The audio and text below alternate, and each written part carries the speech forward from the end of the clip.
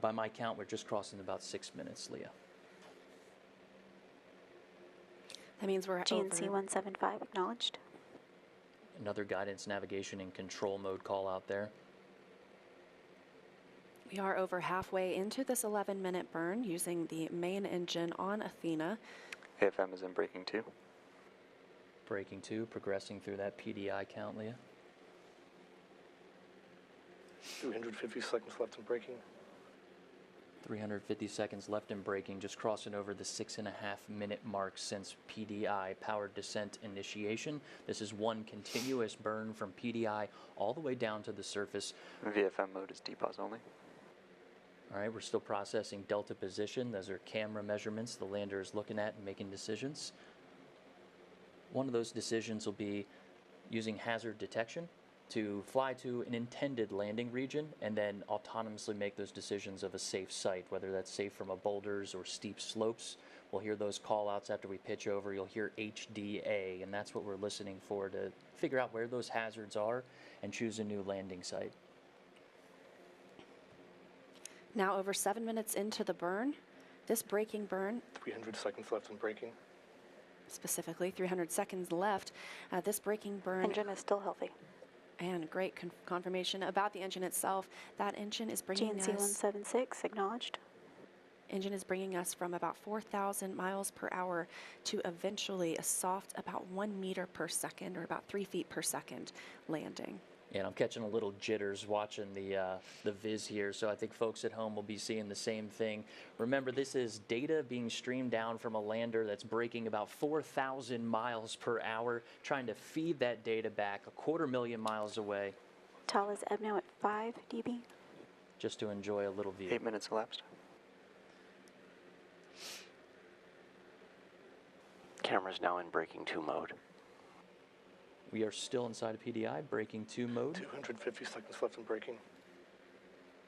So we cross over 8 minutes into this burn. Again, about an 11-minute burn. We don't expect the engine to reach full 100% thrust. It's really a throttled approach. This engine is designed to continuously burn in throttle all the way from power descent initiation, which began 8 minutes and 30 seconds ago, through touchdown. This approach is very similar to what we saw for the Apollo descent modules as well. And it makes a lot of sense. If you go in at 100% and you need a little more, there's nothing left to give, right? We want to come in nominally around 90% and then have a little bit of room to play if we do need to increase the speed of which we're slowing down. You'll hear folks maybe call out the rate of acceleration, but in this case, for us, that's deceleration. 9 minutes elapsed. Crossing over 9 200 minutes. seconds left in braking. Yes, just a couple of minutes left in the braking burn, so another look forward to that rapid succession of events that'll come immediately after braking is complete. We will see pitch over begin. We'll be using those 4 RCS, or reaction control system thrusters, at the top of the spacecraft to reorient Athena before its a final approach, vertical descent, and terminal descent. And all of those after PDI, Leah, that you just called out, we're expecting those to happen rapidly. We can kind of sit back and let flight controllers really get into what's happening. We'll take a few chances in between to help. There's a LOS on one of the radio systems. Again, expected as we get in towards our pitch over maneuver. Some jitters on the viz. Craysonics still showing good data. That's the second radio. So the first one, Good data on Craysonics. the first one we heard a loss of GNC signal. 177 acknowledged. The second was a confirmation that the 10 minutes second in. radio, we still have signal. So it's good signal, good data, good viz, and we're watching the show here along with the folks at home. 10 minutes into the burn, so expecting just about a minute more until the end of this braking maneuver.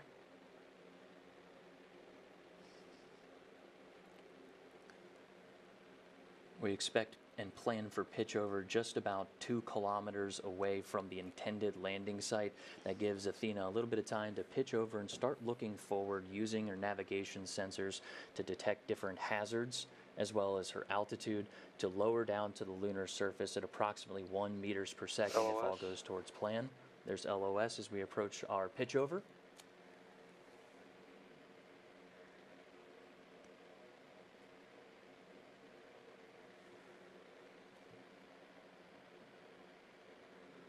All right, we're approaching 11 minutes into the burn. Local time is AOS on 11:26. Craysonics. 11 minutes in. 11 minutes in, we heard another call out that we're up on Quasonics. That's our radio system.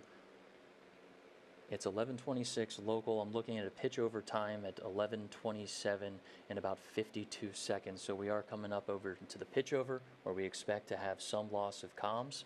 Earlier we talked about multipath that is very unique to the lunar South Pole, where our radio signals are using multiple ways to get to the same destination, whether that's from bouncing off the harsh terrain or some different polarity issues down there on the South Pole. We expect to have a weaker than normal signal, but we still want to make sure we get that confirmation, Leah. As part of that confirmation, we're going to safe the vehicle, figure out the status there, and then start working on pictures after everything's safe. Maybe around 2 hours after landing, we can cherish that photo. LOS on Quasonics. There's that loss of signal on one of the radio systems. We approach 12 minutes into PDI. Again, the engine will continue to fire, albeit it will continue throttling down as we approach the lunar surface. And a reminder, the Viz is a simulation based on flight data, but if we do lose contact with the lander, which can be expected based on the conditions at the lunar South Pole, we will continue to see projected data on this visualization. And we're approaching G as in ground to 2 minutes. We expect to drop this clock here in 2 minutes and take all of our commands from inside of Nova Control. The bottom right hand of your screen, that's Dr. Tim Crane, our co-founder and Chief Growth Officer, also sitting in as Mission Director for landing this IM-2 mission. Standing by for the latest information. Let's wait one.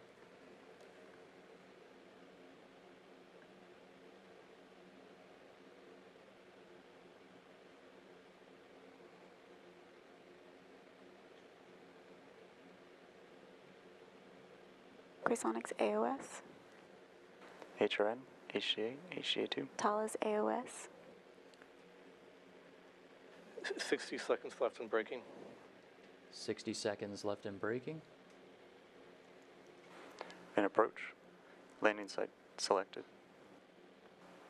Engine at idle. 11 meters cross range, divert. Quasonics LOS. There's that loss of signal over pitch over. Stand by, see if we regain that signal. Remember, folks, the Viz that you're watching at home is an estimation of data. It's doing its best. That's a lot of data coming from really far away. All commands and all confirmations Initiated pre-divert. come from our mission director at the bottom right hand of your screen.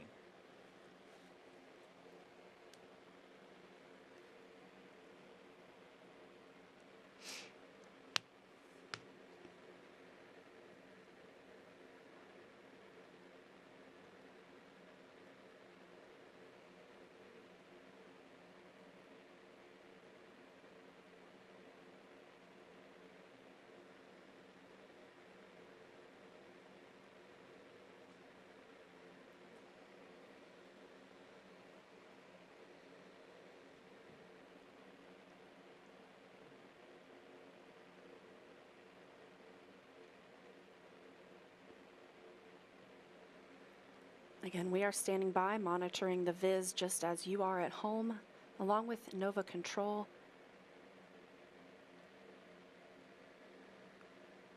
We are approaching approximately the time that we estimated Athena would touch down on the surface. We did hear a call out for a Quasonics LOS. That is our radio system, something we expect to happen at pitch over. That's prior to a vertical descent and terminal descent. That latest How data are we doing on signal? is what you're seeing on the Viz. Why don't we go We currently are getting our uplink through Hemi 2, and we have a healthy AGC value, so our uplink is coming in strong for Thales. And then for our downlink, we have a strong EBNO at 17 on Greenhilly, and we are currently not seeing our Quasonics.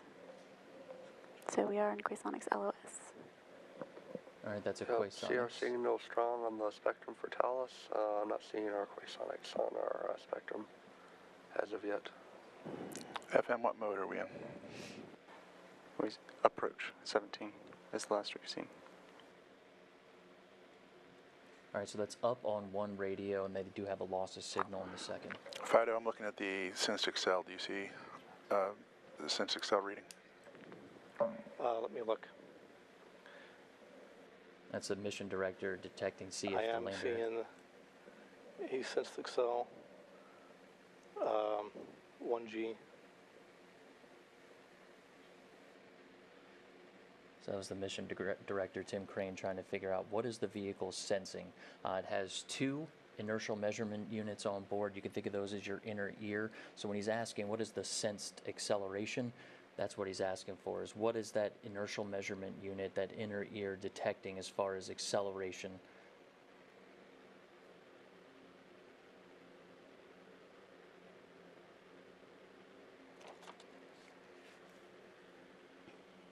Again, as we've mentioned,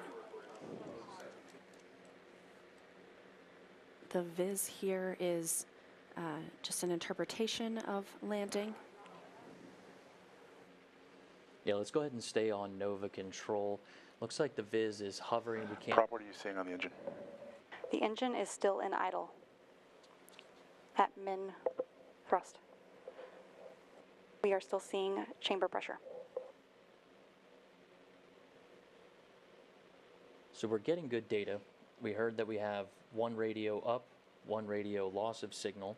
We just heard that we I am have. seeing guidance to solution for time to go as increasing, which is indicating to me that it is the onboard nav state is not decreasing in altitude.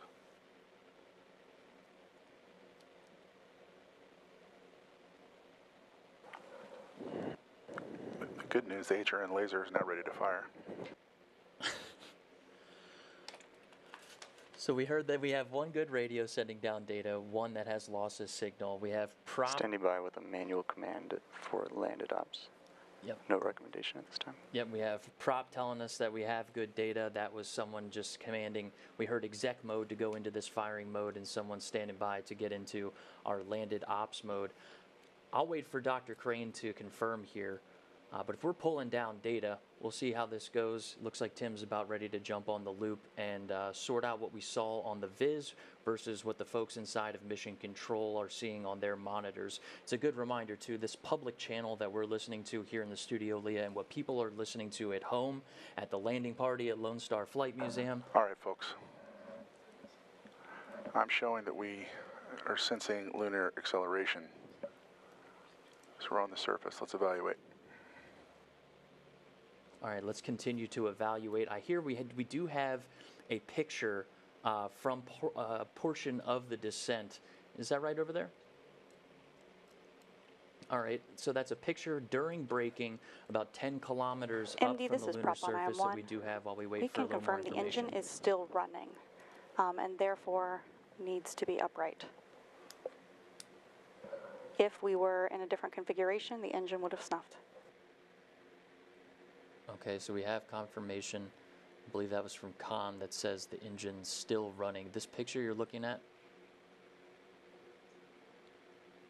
the 10 kilometers up during that braking burn, that powered descent initiation, that long burn that brought us 4,000 miles per hour braking burn. Incredible shot Yeah, that's there. what I'm seeing as well. All right, there's another view there. Looks like from this panel, we're looking at the garage. So that's Lunar Outpost mapped rover inside of that square right there, Leah.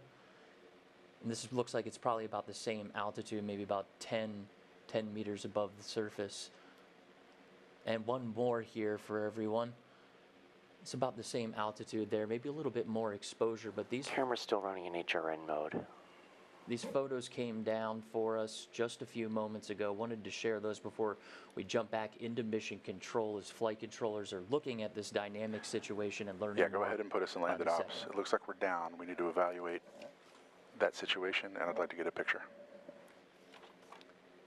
As they say, picture it didn't happen. So LOS. Dr. Crane's onto it right there. A couple FM things here, Leah. 3402 was acknowledged. AOS on Thales. What we're hearing in our ears and what folks at home are listening to are not the Mode only 20 landed channels ops. Check your systems. that Mission Engine is shut down. controllers are working on. It's an engine shutdown notice. We'll see what comes out of this.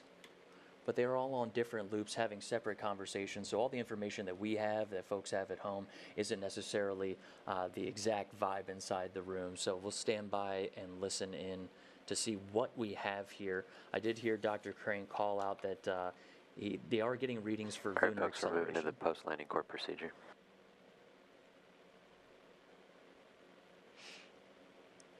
All right, Spark, I'm going to start shutting some stuff off as soon as we can. Copy. Can you meet me on my loop, please? Feed lines are inerting. All right, so if we have enough data to be inerting feed lines, that means the engine's no longer running and it's a state to bleed off that extra pressure. This is part of that safing bit that we talked about earlier, Leah. Looks like our CEO, Steve Altimus, just stepped into the room. That's in the bottom right hand of the box here, talking to the mission director, Dr. Tim Crane. He just called out telling Spark to turn some things off.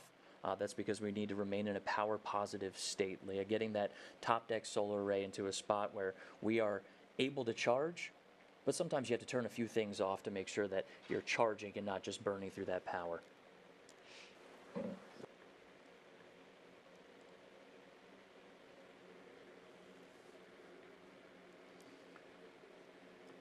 All right, by my countdown clock, it's been about 22 minutes since we started that PDI, Leah. And again, we were anticipating landing at about 11:31 a.m. Central Time, 12:31 p.m. Eastern Time. It can get tricky with communications on the lander when you're in a... Prop, do we have insight to tank pressure if we turn off the Mogies and the Iggies? We would, yeah. All right, that's code for the... If you turn off Mogies, then we cannot inert or vent the tanks. Yeah. We can bring them back up though, right? Yes, How are my pressures? they're low at this time. Okay, turn off the Mogies and the Iggies. Going. Could we turn everything off except the vent valves? Yes. That would be everything except MV103 and MV303. All right, all this activity is regarding the lander's propulsion system. They're going through deciding on how to vent it. We heard two things there, Leah. We heard Mogies and Iggies. That's our motor engine gimbal system, right? And our Iggy is our igniter. So they're working through the process of safing this engine. At the top of the show, we talked about the priorities after touchdown, and being safe was first, followed by pulling down some health status information, and then images. And then just about 3 minutes ago, we heard Dr. Crane go ahead and say, FM3403 acknowledged. we'll prioritize images. It's just about 9 minutes after the expected landing. So let's hang tight and continue to watch this problem and challenges unfold inside of Mission Control. Each one going through, finding this challenge, each one getting solved here. It sounds like they're still working through venting the engine system.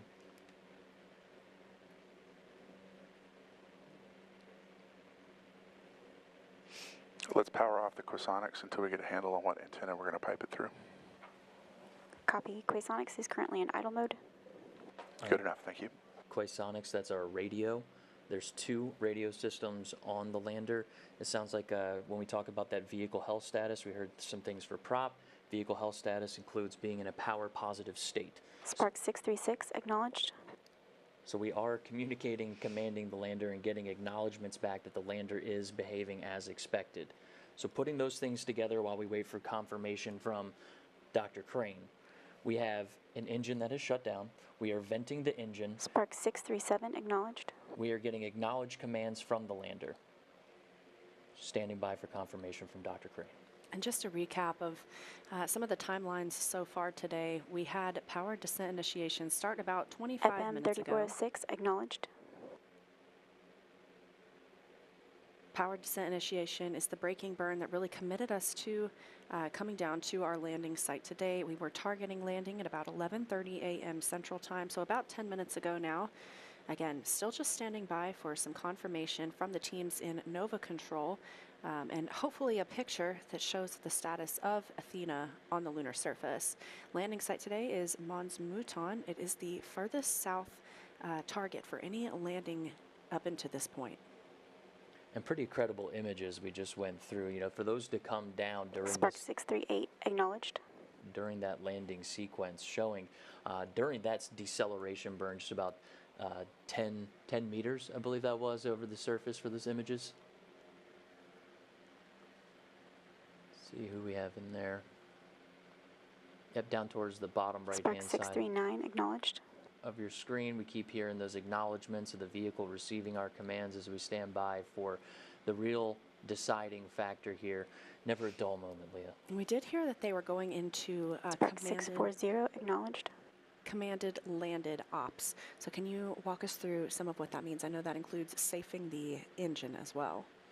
Right, so there's different modes that we need to command, right? At the beginning of PDI, we hear the command for exec mode, all right? Spark 641 acknowledged. That's executing the burn maneuver, right? When we switch over into landed ops, it's a different setting on the lander in order for us to go through those steps, safing the vehicle first and foremost, that liquid methane, liquid oxygen engine. Yep, bring it down. Also, FM, I'd like a recommendation on whether or not we keep Talos 1 up or if we bring it down. It's going to be a decision on up and down for radios based on Bring it down power. for now. We're taking the same pictures. I would not recommend powering down Talos.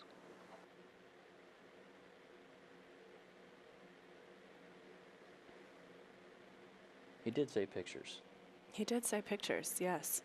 So hoping to see the status of Athena on the lunar surface soon.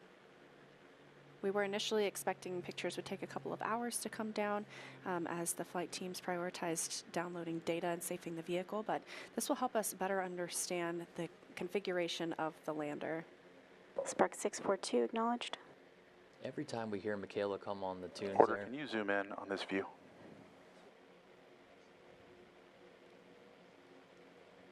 Actually, give me the spacecraft view. Spark 644 acknowledged. getting all these acknowledgments coming through. No, take task down. All right, we're going to see here. Looks like Tim's Star got a good tracker's spot. down. Keep powering down things that we're not using anymore. Mission director looks like he's looking up at the screen. Maybe they're looking at a little bit of data that we do not have in front of us. Still standing by for confirmation. But we've heard a few steps go through the process, venting the lander's system, hopefully pulling down data inside of mission control, confirming Athena's status on the surface. And then finally, it sounds like we've heard a couple mentions of pictures. We've shown a couple from that descent stage. And we're just going to keep standing by, looking into Nova Control here in Houston, Texas, just down the street from Johnson Space Center, to find out the situation inside of the IM-2 mission with Athena's touchdown. Again, that was about, nominally, the touchdown time is about 14 Spark and a half 645 minutes ago. acknowledged. Still in contact with the vehicle right now. We know the vehicle has shut down. Its engines are powered down. We are getting acknowledgement transmissions to the vehicle. All right, team. Here we Keep go. working the problem. We're shedding power as fast as we can to keep the vehicle in good health. We are generating power. We are communicating through our telemetry radio, and we are working to evaluate exactly what our orientation is on the surface. Spark 646 acknowledged. Spark 648 acknowledged.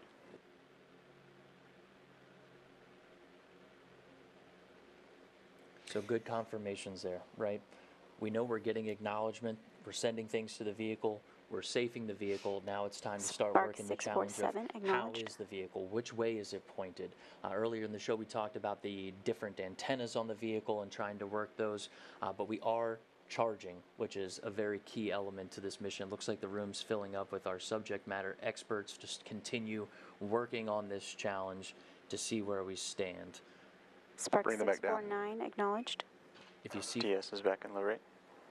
You see folks walking on the bottom right hand of your screen underneath the camera. That's because the room's situational awareness is about a 65-inch TV sitting underneath of there. So what they're pointing at could be data, could be confirmation. A little hard to see from this view, but as you see people exiting the bottom of your screen on the bottom right, there's a television monitor there that's helping them make some decisions.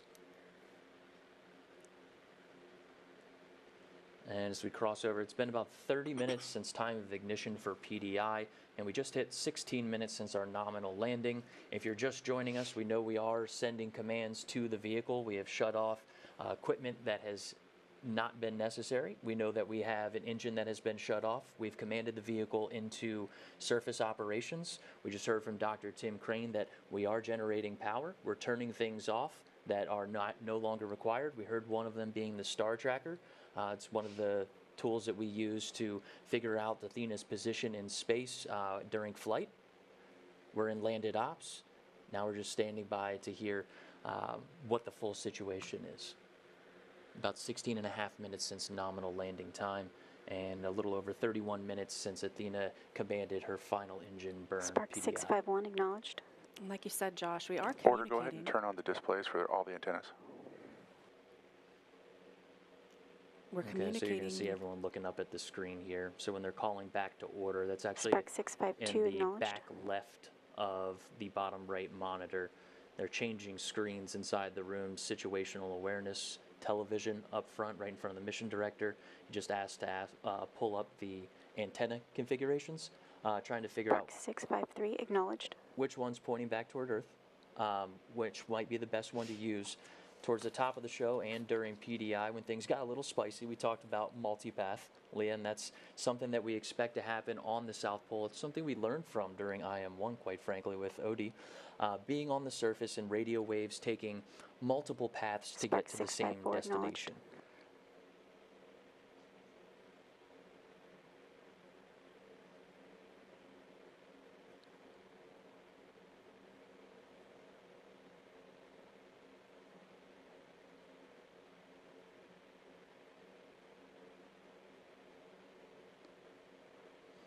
Multipath exists down on the lunar surface just because there are so many different ways. So during Spark IM-1, we were 655 sending out acknowledged. signals that were bouncing off the surface, bouncing off of craters, and making their way back to Earth.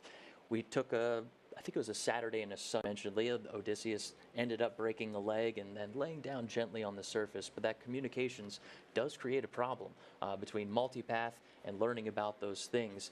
Inside of Intuitive Machines' Lunar Data Network, it's comprised of ground stations all over the globe. The All right, largest Spark, one of that's them good being work so far. What else we got? the largest ones down in Australia. That is the Parkes Observatory. They call her Miri Yang down there, but that really is what helped us pick up those weak radio signals for IM-1. That's not the dish we're on right now, but it seems like we do have a great connection from the vehicle. I believe that dish we're using right now is GHY6 in Goonhilly, but I don't have that confirmation right in front of me. AD, this is Prop. Can you confirm what is getting powered down? Everything we can right now, Prop. Copy. They're powering down these systems aboard the lander because it does take quite a bit of energy to land, but we did hear good confirmation that we are also generating power. Yeah, all these commands that are going to Spark. Spark is code for avionics, right? It's where our power is being allocated on the lander. And we've heard a lot of confirmations of things being turned off. We heard Dr. Crane say we are generating solar power. At last check, we heard mission director call out to look at the antenna configuration on the room's situational awareness model screen. And we're still standing by to see where this is going to go.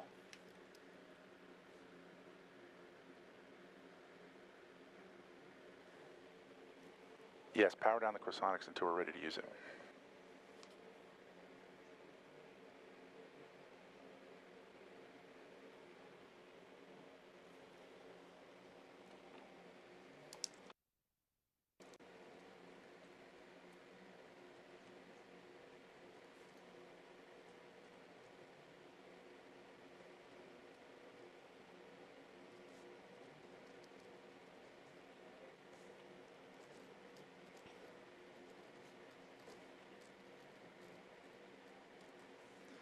It's about 20 minutes now since our intended landing time today. Again, we were expecting that around 11:30 a.m. Central.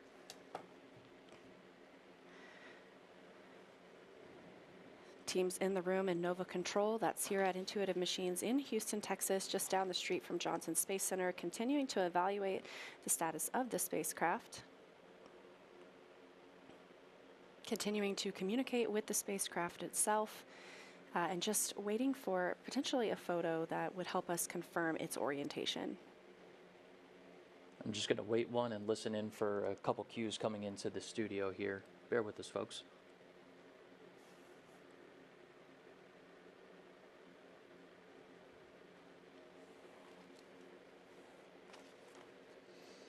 Thanks again, folks, for joining us for the IM-2 missions landing coverage. I want to go over a few things we do have coming into the studio, into our ear, that we can confirm while the folks are working inside of Mission Control on their own challenges. But a couple things that we do have that we can confirm.